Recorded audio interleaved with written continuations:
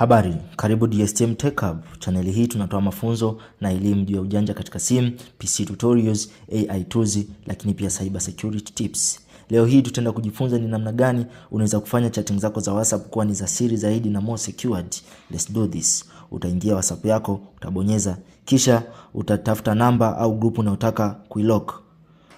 Long press. Baada ya hapo utapanda juu, kuna vidoti vitatu, utabonyeza, kisha utaona sehemu imeandikwa lock chat, utabonyeza. Baada ya hapo watakwambia uingize password au utumie fingerprint. Baada ya hapo watakwambia your chat is locked. Na je, ni namna gani unaweza kuaccess namba ambazo umezilock? Utascroll juu, utaona kuna sehemu imeandikwa locked chats. Kisha utaingiza password yako au fingerprint. Baada ya hapo utakuta namba ambazo umezilock. Na hivi ndivyo unaweza kufanya simu yako kuwa secured na ulinzi, lakini pia salama zaidi.